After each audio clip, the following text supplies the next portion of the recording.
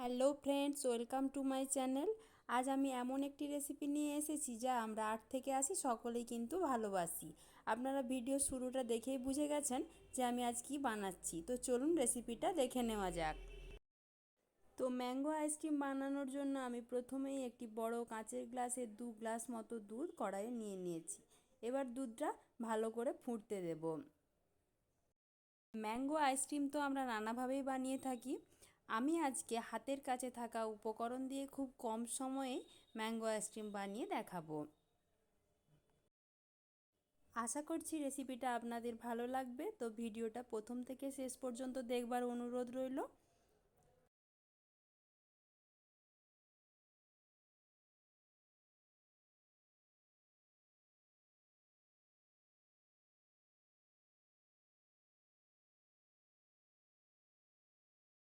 এই দিকে দুধটা ফুটতে থাকুক, আর আজকের আইসক্রিমের যে প্রধান উপকরণ আমি সেটা তৈরি করে নিই। তার জন্য এখানে আমি একটা বড় সাইজের আমে এভাবে খোসা ছাড়িয়ে টুকরো টুকরো করে কেটে নিয়েছি।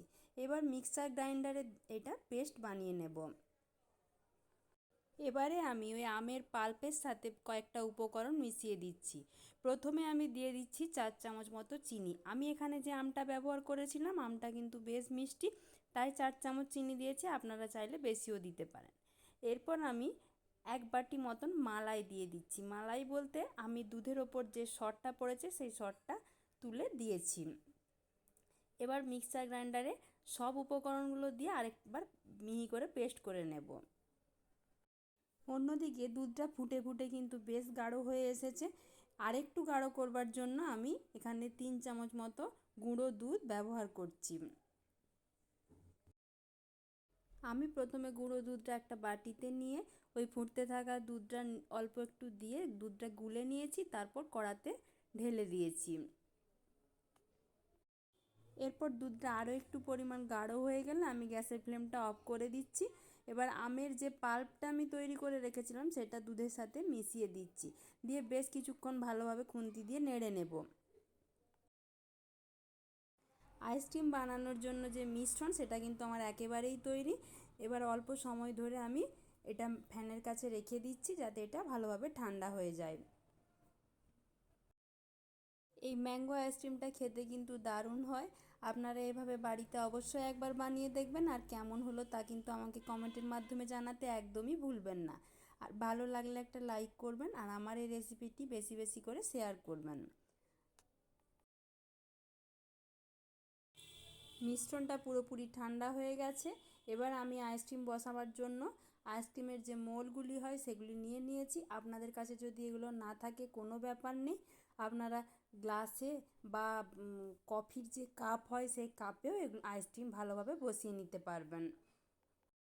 এভাবে অল্প অল্প করে মিশ্রণটা ঢেলে দিচ্ছি।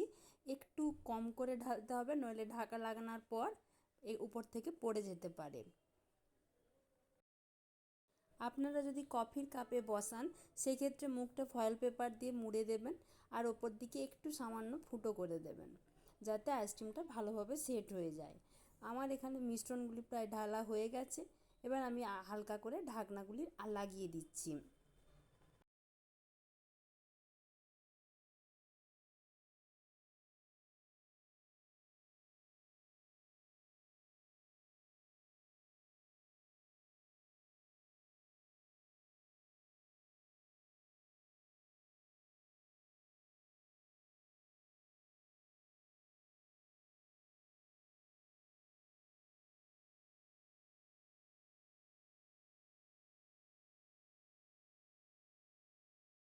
আমার এখনও বেশ কিছুটা মিশ্রণ থেকে গেছে, তাই আমি কয়েকটা আইসক্রিম এভাবে গ্লাসেও বসিয়ে দেখাচ্ছি।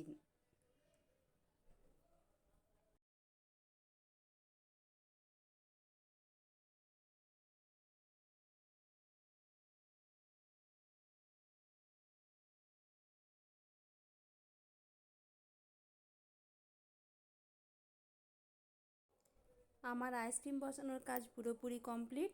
আমি এই অবস্থায় ডিপ ফ্রিজে 10 থেকে 12 ঘন্টা মতো রেখে দেবো। 10 থেকে 12 ঘন্টা পর ফিরে আসছি। 12 ঘন্টা পর আমার আইসক্রিমগুলি কিন্তু সম্পূর্ণভাবে সেট হয়ে গেছে। দেখুন কি সুন্দরভাবে গ্লাসের আইসক্রিমটাও জমে গেছে। এবার আমি এভাবে দু হাত দিয়ে একটু ঘষে দিলেই আইসক্রিমটা কিন্তু গ্লাসের ভেতর থেকে খুব সহজে বেরিয়ে আসবে। তো বন্ধুরা, আমার আজকের এই রেসিপিটি কেমন লাগলো তা অবশ্যই কমেন্টের মাধ্যমে জানাবেন। আর আমার চ্যানেলে যদি নতুন বন্ধু হয়ে থাকেন তাহলে প্লিজ চ্যানেলটিকে সাবস্ক্রাইব করে দেবেন এবং পাশে থাকা বেল বাটনটি অবশ্যই প্রেস করবেন। ধন্যবাদ।